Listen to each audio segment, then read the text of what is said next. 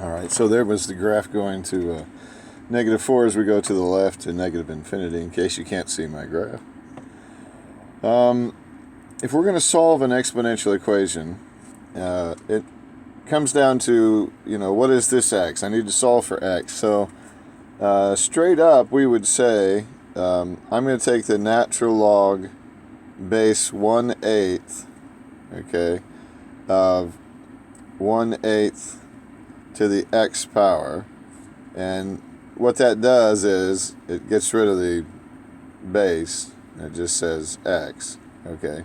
Because obviously I'm going to raise 1/8 to whatever it is that I need to raise 1/8 to, which is x. So it gives me the exponent. And then I would have to say the natural log, again, base 1/8 of 64.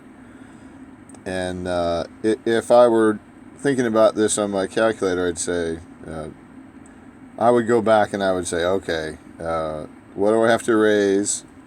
What do I have to raise 1/8 to get 64? And first of all, I would think it's going to be negative.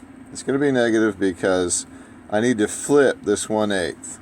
Okay, I need to make it 8/1, and the negative exponent will do that for me. And then how many 8s are in 64? Well, 2. So 8 times 8 is 64. So we would solve it and get -2 that way. I suppose I could have my calculator solve this for me if I wanted to. I remember the argument goes on top and the base goes on the bottom. Okay, so if I did that with my calculator, I would say natural log, or the log, or whatever log you want to use, but natural log would be easy enough, 64 over the natural log of 1/8, and then you'd get -2. This is the change of base formula, if you recall, if you wanted your calculator to do it, okay.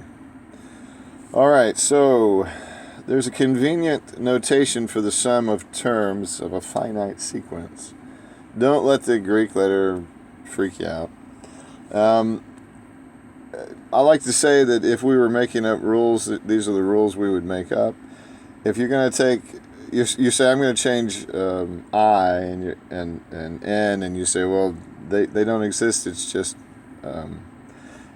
C. Well, C happens N number of times, so you just get C times N.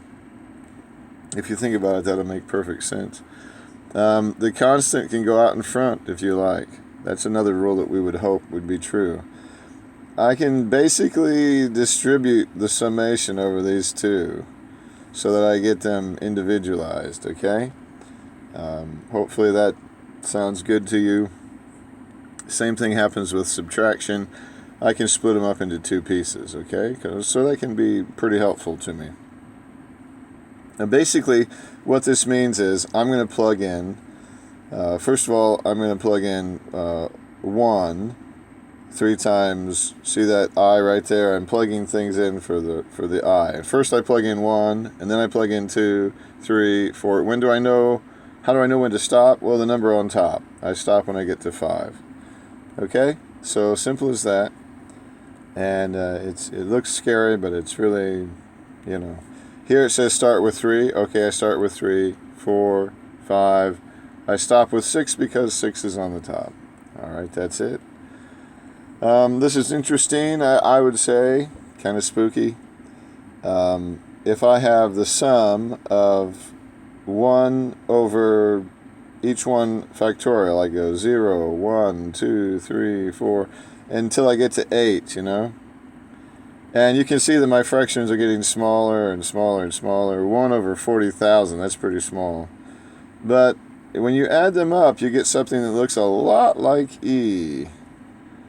And the further you go, if you made this number on top 10, or 20, or 100, or infinity, you would get E. Why? Why would you get E? Why is E built into so many things? Why does it keep popping up? Well, that's a philosophy class there.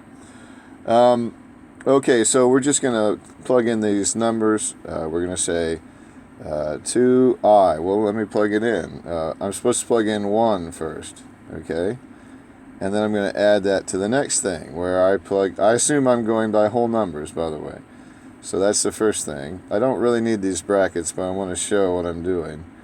2 times 2 plus 1. I'm just plugging in things for this I right here. And I started with 1, and now I'm going to 2, and now I'm going to 3. And then I'm going to 4. I was going to say, how do I know when to stop? Well, the number on the top that tells me that 5 is the last one. Okay, so plus 2 times 5 plus 1. Okay, so what do we got here? Well, we have 2 times 1 is 2, plus 1 is 3, plus 5, plus 7, plus 9, plus 11. So let's see, 20, 35. So it equals 35. When I add these things up, I get 35. So the summation of 2i plus 1 from 1 to 5 is 35.